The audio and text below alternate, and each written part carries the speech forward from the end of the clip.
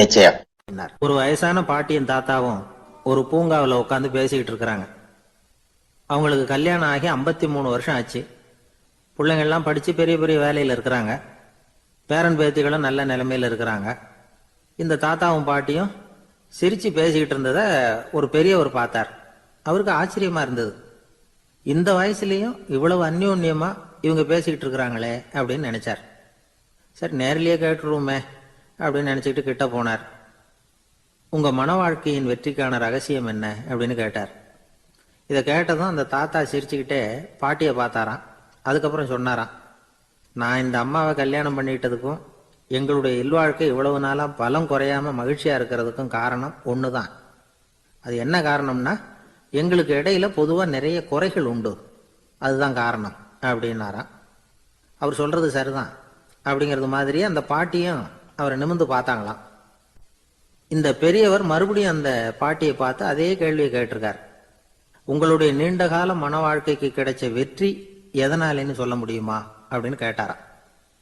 அவங்களும் சிரிச்சுக்கிட்டே பதில் சொன்னாங்களாம். என்ன பதில் தெரியுமா? சில பேரை நாம குறிப்பிட்ட பண்புகளுக்காக நேசிக்கிறோம், வேற சிலரை நாம் அந்த பண்புகள் இல்லாத குறைகளுக்காகவே விரும்பி பழகிறோம் இல்லையா அப்படின்னு கேட்டுவிட்டு தலையை குனிஞ்சுக்கிட்டாங்களாம் அந்த பாட்டியம்மா. அவங்க அப்படி சொன்னதை கேட்டதும் இவருக்கு புதுசா ஞானம் பிறந்தது மாதிரி இருந்துதான். இதுதான் மனம் நிறைந்த மன வாழ்க்கை அப்படிங்கிறார் சுவாமி சின்மயானந்தர். பண்புகளை எப்படி நேசிக்க முடியுதோ அதே மாதிரி பண்புகள் இல்லாத குறைகளையும் நேசிக்க முடியும். மனசுதான் காரணம். ஒரு மேல்நாட்டு தம்பதி, அவங்களும் தாத்தா பாட்டி தான். அவங்க 2 பேரும் ஒரு பூங்காவில் உட்காந்து சிரிச்சு பேசிக்கிட்டு இருக்கிறாங்க. அதை ஒருத்தர் பார்த்தார்.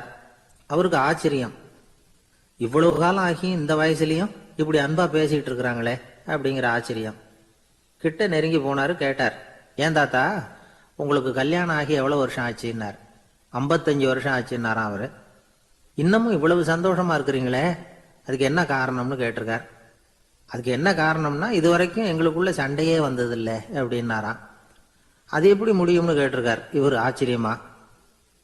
அந்த தாத்தா சொல்ல ஆரம்பிச்சாராம், இதை பாருப்பா, எங்களுக்கு கல்யாணம் ஆன புதுசுல நானும் என்னுடைய மனைவியும் ஒரு குதிரை மேலே ஏறி ஒரு காட்டு வழியா போய்கிட்டு இருந்தோம். கொஞ்ச தூரம் போனதும் அந்த குதிரை எடக்கு பண்ணிச்சு. நான் உடனே கீழே இறங்கி அந்த குதிரையை பார்த்து, இது உனக்கு முதல் தடவை அப்படின்னு மிரட்டலா சொல்லிவிட்டு ஏறி உக்காந்தேன். மறுபடியும் போனோம். கொஞ்சம் தூரம் குதிரை நல்லபடியாக நடந்து போச்சு. மறுபடியும் எடக்கு பண்ண ஆரம்பிச்சுட்டுது. நான் கீழே இறங்கினேன். கையில் இருந்த சாட்டையால் ஓங்கி ஒரு அடி கொடுத்தேன். இது உனக்கு 2வது தடவை அப்படின்னு சொல்லிவிட்டு ஏறி உக்காந்தேன். மறுபடியும் குதிரை கொஞ்சம் தூரம் நல்ல விதமாக நடந்து போச்சு. அப்புறமும் எடக்கு பண்ண ஆரம்பிச்சுட்டுது. அந்த சமயத்தில் ஒரு ஆற்று பாலத்தை கடந்து போய்கிட்டு இருக்கிறோம். நான் கீழே இறங்கினேன். என்னுடைய மனைவியையும் கீழே இறங்க சொன்னேன். அந்த குதிரையை பிடிச்சி அப்படியே ஆற்றுல தள்ளி விட்டுட்டேன். தள்ளி விட்டுட்டு, இது உனக்கு கடைசி தடவை அப்படின்னு சொன்னேன். அதை பார்த்ததும் என் மனைவி பதறி போயிட்டாங்க. போய், ஐயோ பாவம், என்ன இப்படி பண்ணிவிட்டீங்க, உங்களுக்கு மனசில் கொஞ்சம் கூட இறக்கமே இல்லையா அப்படின்னாங்க. நான் மெதுவா இவங்க பக்கம் திரும்பி, இது உனக்கு முதல் தடவை அப்படின்னேன். அவ்வளவுதான். அன்னையிலேருந்து இன்னைய வரைக்கும் ஒரு நாள் கூட எங்களுக்குள்ள சண்டையே வந்ததில்லை அப்படின்னு விளக்கம் கொடுத்தார்.